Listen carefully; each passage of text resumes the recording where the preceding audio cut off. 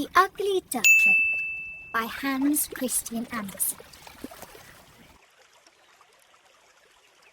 It was summer in the land of Denmark, and though for most of the year the country looks flat and ugly, it was beautiful now. The wheat was yellow, the oats were green, the hay was dry and delicious to roll in, and from the old ruined house, which nobody lived in, down to the edge of the canal was a forest of prickly plants called burdocks, so tall that a whole family of children might have dwelt in them and never have been found out. It was under these burdocks that a duck had built herself a warm nest and was now sitting all day on 6 pretty eggs. 5 of them were white, but the 6th, which was larger than the others, was of an ugly grey colour. The duck was always puzzled about that egg, and how it came to be so different from the rest. Other birds might have thought that when the duck went down in the morning and evening to the water to stretch her legs in a good swim, some lazy mother might have been on the lookout and popped her egg into the nest. But ducks are not clever at all, and are not quick at counting, so this duck did not worry herself about the matter, but just took care that the big egg should be as warm as the rest. This was the first set of eggs that the duck had ever laid, and to begin with she was very pleased and proud, and laughed at the other mothers who were always neglecting their duties to gossip with each other or to take little extra swims, besides the 2 in the morning and evening that were necessary for health. But at length she grew tired of sitting there all day. "My eggs are taking too long to hatch," she said to herself, and she pined for a little amusement also. Still, she knew that if she left her eggs and the ducklings in them to die, none of her friends would ever speak to her again. So there she stayed, only getting off the eggs several times a day to see if the shells were cracking, which may have been the very reason why they did not crack sooner. She had looked at the eggs at least 150 times, when to her joy she saw a tiny crack on 2 of them, and scrambling back to the nest, she drew the eggs closer together and never moved for the whole of that day. Next morning she was rewarded by noticing cracks in the whole 5 eggs, and by midday 2 little yellow heads were poking out from the shells. This encouraged her so much that after breaking the shells with her beak so that the little creatures could get free of them, she sat steadily for a whole night upon the nest, and before the sun rose the 5 white eggs were empty, and 10 pairs of eyes were gazing out upon the green world. Now the duck had been carefully brought up and did not like dirt, and besides, broken shells are not at all comfortable things to sit or walk upon. So she pushed the rest out over the side and felt delighted to have some company to talk to till the big egg hatched. But day after day went on, and the big egg showed no signs of cracking. And the duck grew more and more impatient and began to wish she could ask the advice of her husband, but he was never around when she needed him. "I can't think what is the matter with it," the duck grumbled to her neighbour, who had called in to pay her a visit. "Why, I could have hatched 2 broods in the time that this one has taken." "Let me look at it," said the old neighbour. "Ah, I thought so. It is a turkey's egg. Once, when I was young, they tricked me to sitting on a brood of turkey's eggs myself, and when they were hatched, the creatures were so stupid that nothing would make them learn to swim. I have no patience when I come to think of it." "Well, I will give it another chance, and if it does not come out of its shell in another 24 hours, I will just leave it alone and teach the rest of them to swim properly and to find their own food. I really can't be expected to do two things at once." And with a fluff of her feathers, she pushed the egg into the middle of the nest. All through the next day, she sat on, giving up even her morning bath for fear that a blast of cold might strike the big egg. In the evening, when she ventured to peep, she thought she saw a tiny crack in the upper part of the shell. Filled with hope, she went back to her duties, though she could hardly sleep all night for excitement. When she woke with the first streaks of light, she felt something stirring under her. Yes, there it was at last. And as she moved, a big awkward bird tumbled head foremost onto the ground. There was no denying it was ugly. Even the mother was forced to admit that to herself, though she only said it was large and strong. "You won't need any teaching when you are once in the water," she told him, with a glance of surprise at the dull brown which covered his back and at his long naked neck. And indeed he did not, though he was not half so pretty to look at as the other little yellow balls that followed her. When they returned, they found the old neighbour on the bank, waiting for them to take them into the duck yard. "No, it is not a young turkey, certainly," whispered she in confidence to the mother. "For though it is lean and skinny, and has no colour to speak of, yet there is something rather distinguished about it, and it holds its head up well." "It is very kind of you to say so," answered the mother, who by this time had some secret doubts of its loveliness. "Of course, when you see it by itself it is all right, though it is different somehow from the others. But one cannot expect all one's children to be beautiful." By this time they had reached the centre of the yard, where a very old duck was sitting, who was treated with great respect by all the birds who lived on the water. "You must go up and bow low before her," whispered the mother to her children, nodding her head in the direction of the old lady. "And keep your legs well apart, as you see me do. No well-bred duckling turns in its toes. It is a sign of common parents." The little ducks tried hard to make their small, fat bodies copy the movements of their mother, and the old lady was quite pleased with them. But the rest of the ducks looked on, feeling annoyed, and one duck in particular said, "Oh dear me, here are ever so many more little ducks. The yard is full already, and did you ever see anything quite as ugly as that great tall creature? He is a disgrace to any brood. I shall go and chase him out." So saying this, she put up her feathers and running to the big duckling, bit his neck.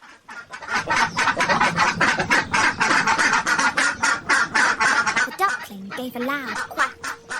It was the first time he had felt any pain, and at the sound his mother turned quickly.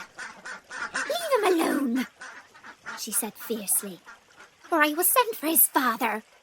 He was not bothering you."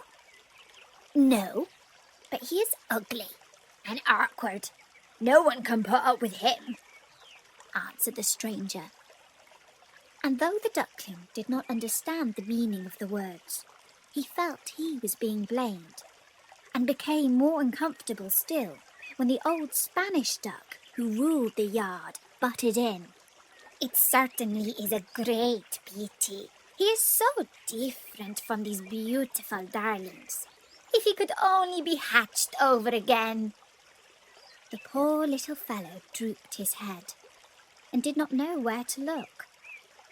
but was comforted when his mother answered, "He may not be quite as handsome as the others, but he swims better and is very strong. I am sure he will make his way in the world as well as anybody." "Well, you must feel quite at home here," said the old duck, waddling off. And so they did, all except the duckling, who was snapped at by everyone when they thought his mother was not looking. Even the turkey cockerel, who was so big, never passed him without mocking words.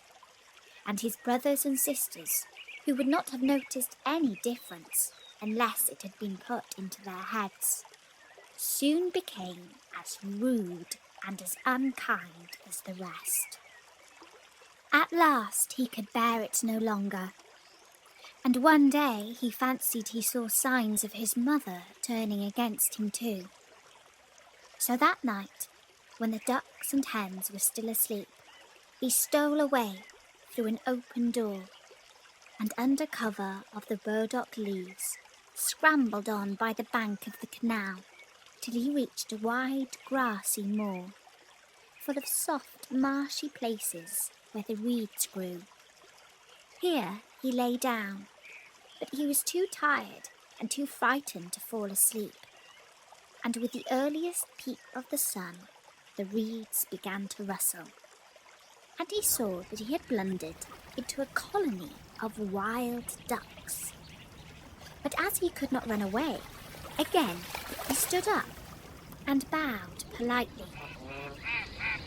"You are ugly," said the wild ducks, when they had looked him well over.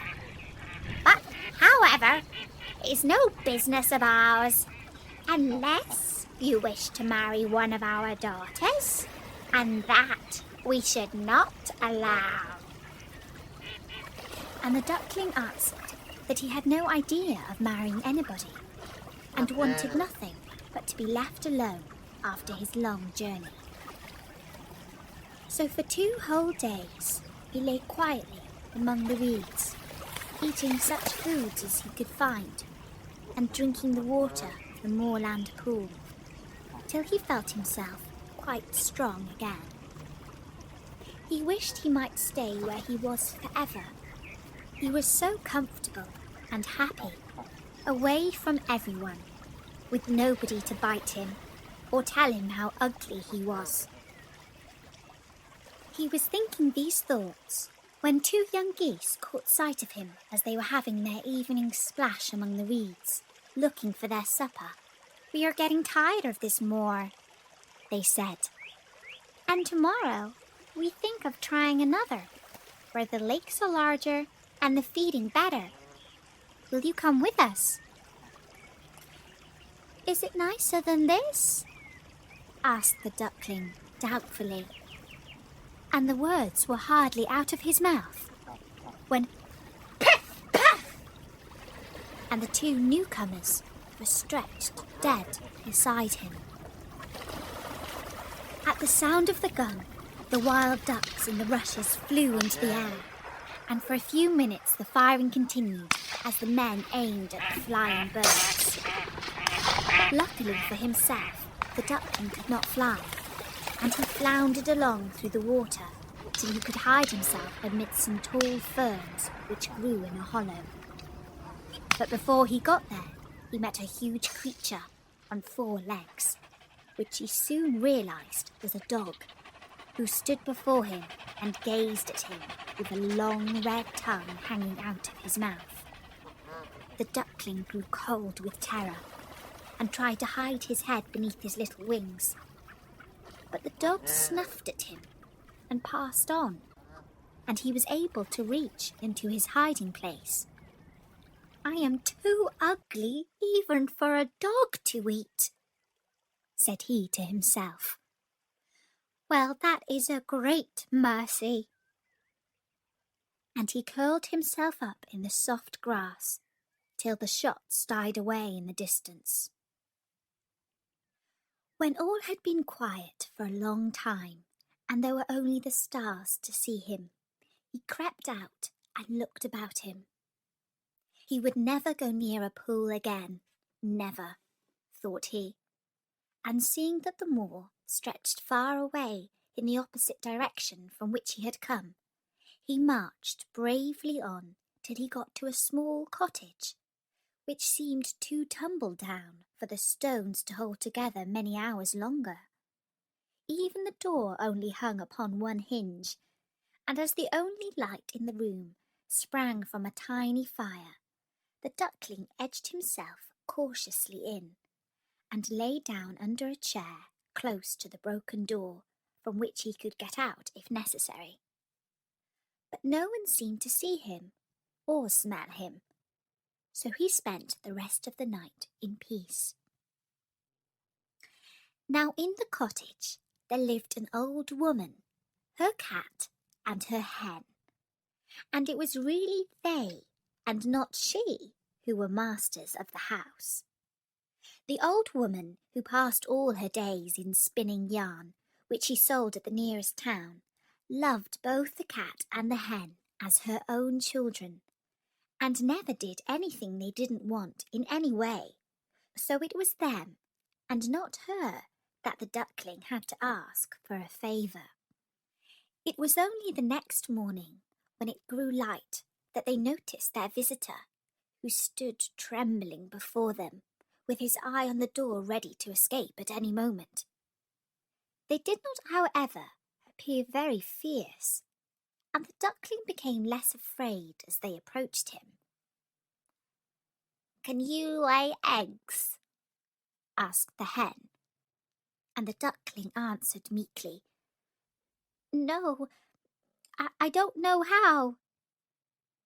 Upon which the hen turned her back, and the cat came forward. "Can you ruffle your fur when you are angry, or purr when you are pleased?" said she. And again the duckling had to admit that he could do nothing but swim, which did not seem of much use to anybody. So the cat and the hen went straight off to the old woman, who was still in bed. "Such a useless creature has taken refuge here," the cat said. "It calls itself a duckling, but it can neither lay eggs nor purr. What had we better to do with it?" said the hen. "Keep it, to be sure," replied the old woman briskly. "It's all nonsense about it not laying eggs. Anyway, we will let it stay here for a bit and see what happens."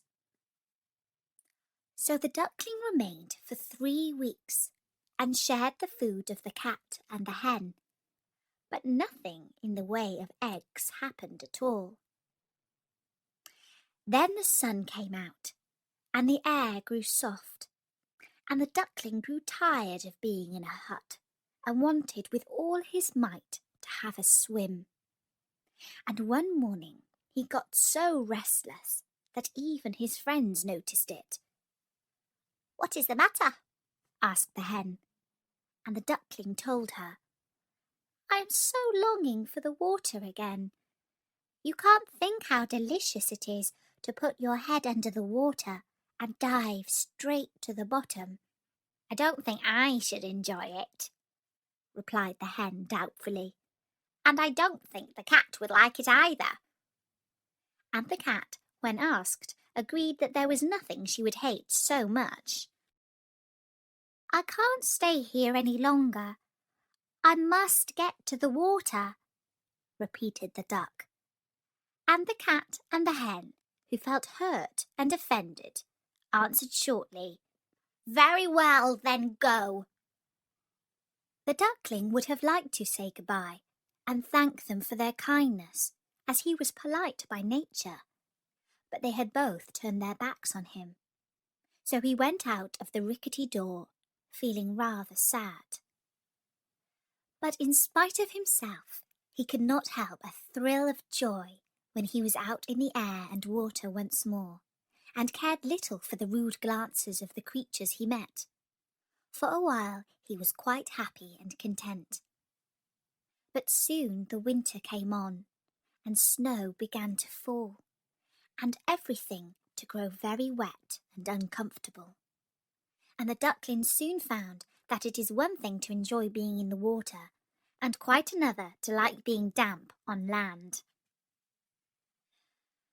The sun was setting one day, like a great scarlet globe, and the river, to the ducklings' vast bewilderment, was getting hard and slippery, when he heard a sound of whirring wings, and high up in the air a flock of swans were flying.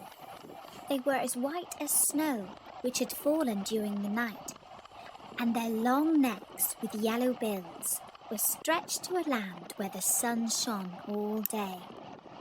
Oh, if only he could have gone with them! But that was not possible, of course. And besides, what sort of companion could an ugly thing like him be to those beautiful beings? So he walked sadly down to a sheltered pool and dived to the very bottom, and tried to think it was the greatest happiness he could dream of. But all the same, he knew it wasn't. And every morning it grew colder and colder, and the duckling had hard work to keep himself warm. Indeed, it would be truer to say that he never was warm at all. And at last, after one bitter night, his legs moved so slowly that the ice crept closer and closer, and when the morning light broke, he was caught fast, as in a trap, and soon his senses went from him. A few hours more, and the poor duckling's life would have been ended. But by good fortune, a man was crossing the river on his way to work, and saw in a moment what had happened.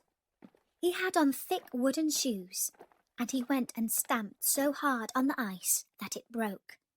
And then he picked up the duckling and tucked him under his sheepskin coat, where his frozen bones began to thaw a little.